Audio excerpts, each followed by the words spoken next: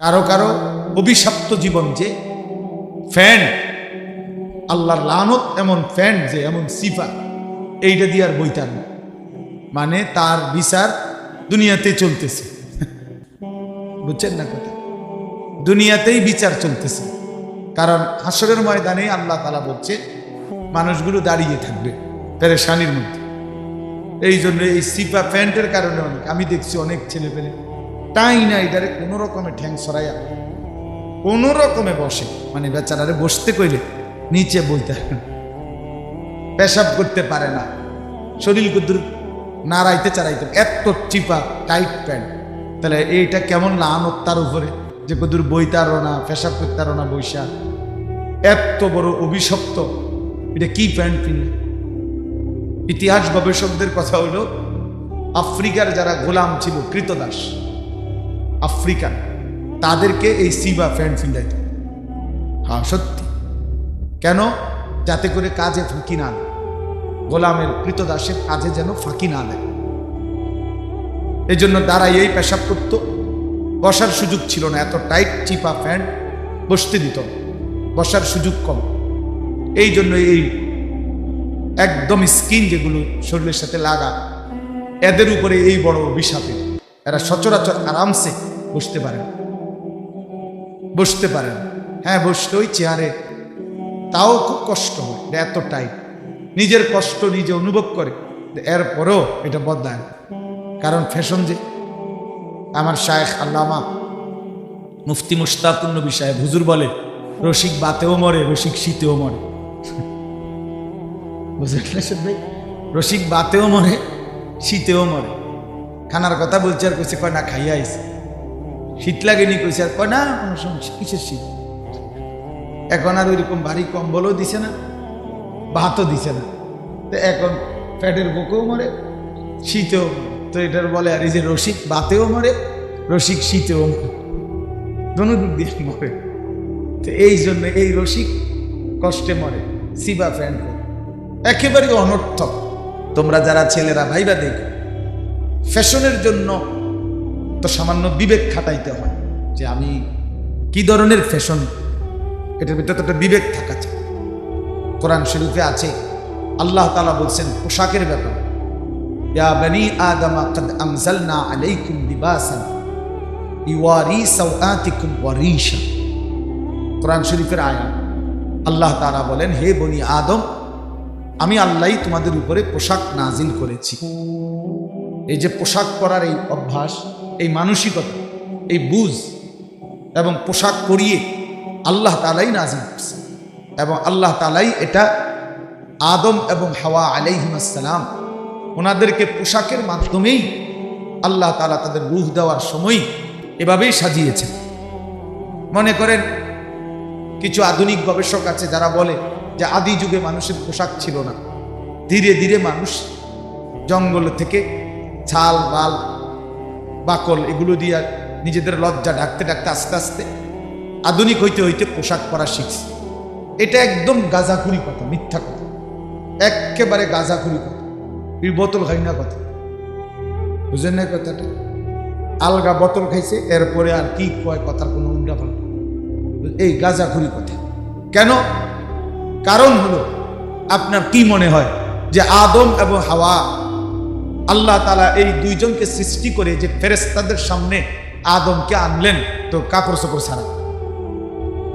এটা কত হইল? এটা এত বড় বিবেকহীন কথা হইতে পারে?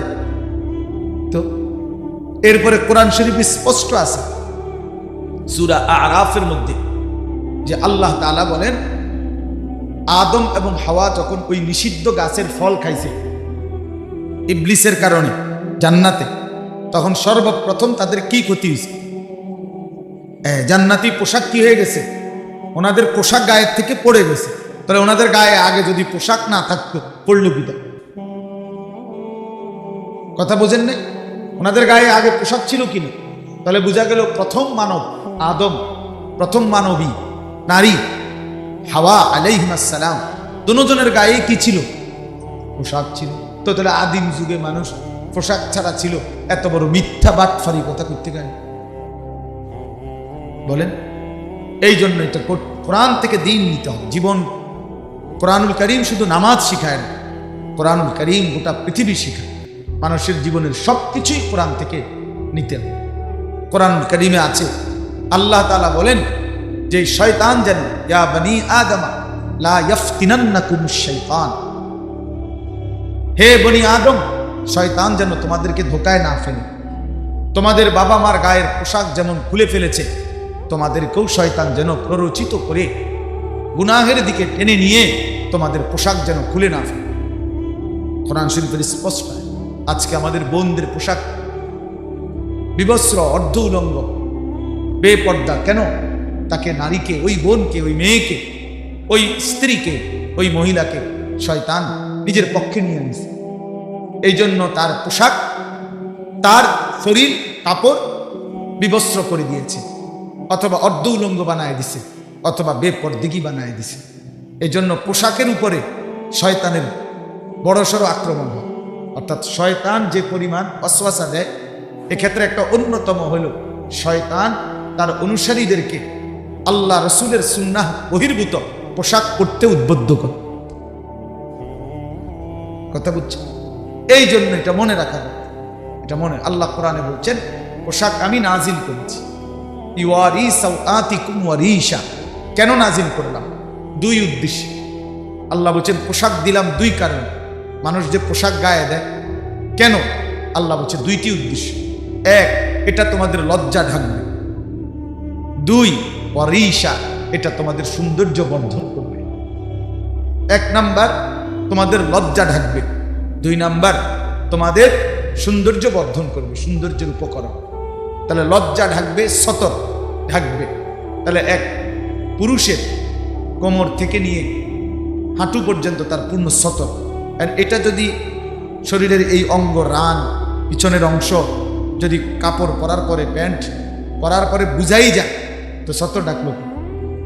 এটার তো দৃশ্যমানে বুঝাই যায় শরীরটার গঠন কেমন, স্বাস্থ্যের ফিগার কেমন, এটা তো বুঝাই গেল পুরা।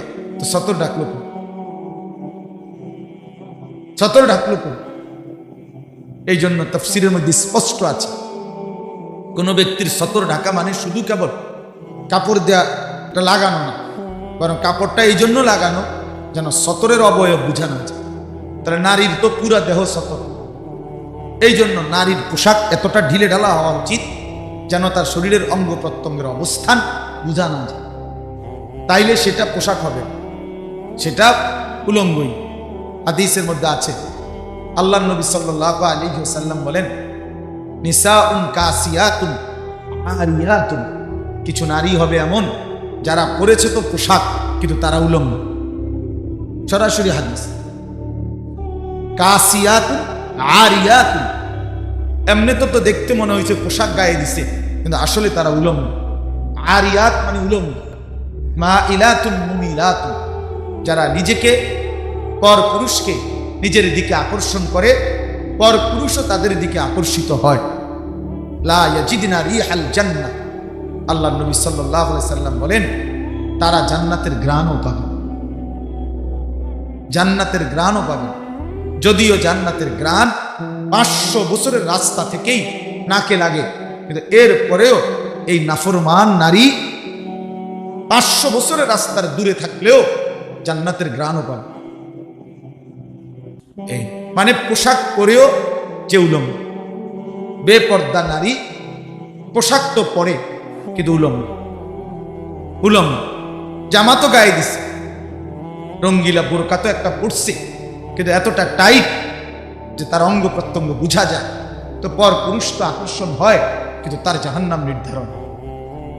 নিজের আখিরাত বরবাদ হয়, আখিরাত বরবাদ। যুবকের চরিত্র নষ্ট হয়, আর এই নাফরমান নারীর আখিরাত বরবাদ। এই জন্য বন্ধু, কথার প্রসঙ্গ দেখে এটা বললাম আর কি, যে আল্লাহ তাআলা বলছে পোশাক আল্লাহ দিয়েছে। এই জন্য কোনো কাফের বেঈমান থেকে পোশাকের ডিজাইন নিতে নেই। আমরা যারা মুসলমান বেঈমানের পোশাক পরবে কেন? পোশাক মামুলি কিছু, এটা মামুলি বিষয় না যে পোশাক একটা ফিনলেই হলো হুজুর এগুলো নিয়েও এত মাথা কামান কেন। না না, এটা তো গুরুত্বপূর্ণ বিষয়। কোরআন শরীফে আল্লাহ বলছেন ওয়ালিবাসুত তাকওয়া যালিকা খায়র, এরপরে আল্লাহ বলেন মুত্তাকির পোশাক, তাকওয়ার পোশাক, এটাই হচ্ছে সর্বোত্তম। এ কথার দুই অর্থ। এক অর্থ হইল যে তার জীবনকে তাকওয়ার মাধ্যমে সাজাবে, গুনাহমুক্ত হয়ে আল্লাহর হুকুমের মাধ্যমে জীবনটা সাজাবে, সে যেন নিজেকে তাকওয়ার পোশাক দিয়ে সাজালো, এটাই সর্বোত্তম। আরেকটা হলো যুগে যুগে যারা মুত্তাকি, আল্লাহওয়ালা, দিনদার, পরহেজগার, তাদের পোশাক যেটা, সেটা সর্বোত্তম। তাইলে এখন এই সিবা ফ্যান্ট এটা মুত্তাকিদের পোশাক? বলো ভাই, আল্লাহওয়ালাদের পোশাক? ওমর ফারুক ভাই বলছে, আমি শুনতেছি যে আমি শক্ত কথা কই, আজকে আর শক্ত কিছু কইতাম না, নিয়ত করছি, যা ভালো হয়ে গেল, আমি ভালো হয়ে গেলাম, জান তোমরা যখন ভালো না আর কি করে কর। এই জন্য আর নরম করে, এই জন্য এই দেখেন না এতক্ষণ কত নরমে কইলাম, আর কেমনি নরমে কইতে। তার মানে বুঝাইতে চাইলাম ভাইয়া, আমরা এটা বুঝাইতে চাইলাম যে আল্লাহ তাআলা বলছেন পোশাক গুরুত্বপূর্ণ, পোশাক গুরুত্বপূর্ণ। পোশাক আল্লাহ বলেন আমি নাজিল করেছি। দেখে ছেলেরা তোমরাও শোনো ভাই, আল্লাহ তাআলা কোরআনে বলছে আমি কোরআন নাজিল করেছি। যেটা আল্লাহ নাজিল করে সেটা দামি, যেমন কোরআন। আল্লাহ বলেন আমি বৃষ্টি নাজিল করেছি, ওয়া আনজালনা মিনাল মুসিরাতি মাআন সাজ্জাজা। আল্লাহ বলেন আমি মেঘমালা থেকে আমি আল্লাহ তাআলা অঝরে বৃষ্টি নামাই, নাজিল করি, লিনুখরিজা বিহি হাব্বান ওয়া নাবাতা। আর এরপরে আমি জমিন থেকে শস্য, বীজ, উদ্ভিদ, চারা এগুলো উৎপন্ন করি। ওয়া জান্নাতিন আলফাফা, ঘন বাগান, ফলের, ফসলের, ফুলের আমি আল্লাহ তাআলা এই জমিনের মধ্যে থেকে বের করে আনি। তো আমি আসমান থেকে বৃষ্টি নাজিল, আনজালনা ওয়া আনজালাল ফুরকান। আল্লাহ বলেন তিনি আল্লাহ কোরআন নাজিল করেছেন। ফুরকান মানে কোরআন।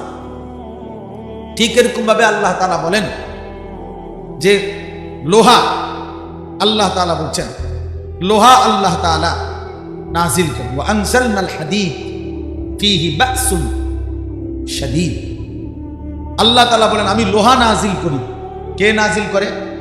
আল্লাহ। এই জন্য গোটা পৃথিবীর, খেয়াল করে দেখেন, গোটা পৃথিবীর সমস্ত প্রযুক্তি, আধুনিকতার যত উপকরণ, মানুষের দুনিয়ার সুখের জন্য, আরামের জন্য, সহজতার জন্য যত উপকরণ তৈরি হইতেছে, সব কিছুর মধ্যে লোহার অংশগুলো, সব কিছুর মধ্যে স্টিল, লোহা, পাত এগুলোর অংশ আছে এই আমাদের সমস্ত কিছুর মধ্যে। তাহলে এটা ভীষণ একটা উপকারী জিনিস, ভীষণ উপকারী জিনিস। এই পৃথিবীর আধুনিকতার সব কিছু তৈরি হইতেছে, তার মধ্যে একটা মৌলিক অন্যতম উপাদান লোহা। লোহা, এই লাখ হাজার হাজার বিল্ডিং, তো এগুলো সব লোহা না হইলে, এই স্টিল না হইলে কেমনে হইব? এই রড না হইলে কেমনে হবে? আল্লাহ তাআলা বলেন বাসুন শাদীদ, এর মধ্যে ভীষণ শক্তি আছে লোহার মধ্যে, লোহার মধ্যে। তো যেটা আল্লাহ নাজিল করে সেটা দামি হয়, গুরুত্বপূর্ণ হয়। তাহলে আল্লাহ বলেন কোরআন আমি নাজিল করেছি, এটা গুরুত্বপূর্ণ। বৃষ্টি আমি নাজিল করি, এটা গুরুত্বপূর্ণ। লোহা আমি আল্লাহ নাজিল করেছি, এটা অত্যন্ত গুরুত্বপূর্ণ। ঠিক আল্লাহই বলছেন কাদ আনজালনা আলাইকুম লিবাসান, আমি পোশাক নাজিল করেছি, অতএব এটা গুরুত্বপূর্ণ। এটা জানতেন একটা কিছু ফিনলেই হইল না। যে কোনো কারো বেঈমান কাফের মুশরিকদের দেখে দেখে ভাইয়া একটা কিছু করলেই হলো। মুসলমান এত ফালতু হয় না, মুসলমান এত অল্পতে হেরে যায় না। যেই কোনো কাফের বেঈমান, ইয়াহুদি, খ্রিস্টান, হিন্দু, বৌদ্ধ, নাস্তিক, মুরতাদে যেটাই আমারে দেখাই দিল, আমি এটাই করব, এটাই করব। মহিলাদের নেশাই এটা। বাজারে মার্কেটে গিয়ে নতুন কি আসছে, নতুন ডিজাইন কি, নতুন মডেলের কাপড় কি, আহা কার থেকে মডেল নিন, কার থেকে মডেল নিন। এই বেঈমান কাফের মুশরিকরা যত ডিজাইন আমাদের মা বোনদের জন্য কাপড়ের নামে দিচ্ছে, সবটার মধ্যে মূল উপাদান হলো বেপরদেগি। এটাকে সামনে রাখা নারীকে যত বেশি লোভনীয়, আকর্ষণীয় করে পর পুরুষের সামনে তুলে ধরা যায়, এটা হলো তাদের মেন আগে প্রথম টার্গেট। এরপরে পোশাকের ডিজাইন, সাইজ ইত্যাদি সাজায়, ঠিক না? তাই অসভ্যতা হলো মূল। কিন্তু আল্লাহ তাআলা তো অসভ্যতার জন্য পোশাক দেন না, আল্লাহ তো প্রথমেই বলে নিছেন ওয়ারি সাওআতিকুম, কেন তোমাদের পোশাক নাজিল করলাম? তোমাদের লজ্জা ঢাকবে। একমাত্র মানুষ, এই পৃথিবীর সব প্রাণীর দিকে তাকায় দেখেন, গরু, ছাগল, কুকুর, বিড়াল, এরা এদের লজ্জাস্থান নিজ দেহের কোনো অংশ দিয়া ঢাকে। আল্লাহ কুদরতি ভাবে এভাবে রাখছে, লেজ দিয়ে, দুই পায়ের অবস্থান দিয়ে তারা তাদের লজ্জাস্থান ঢাকতে পারে।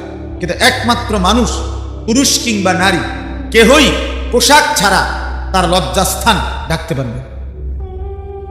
সিস্টেম আছে কোনো? না। শরীরের অঙ্গ দিয়ে লজ্জাস্থান ঢাকার কোনো সিস্টেম তার সিস্টেমে নেই।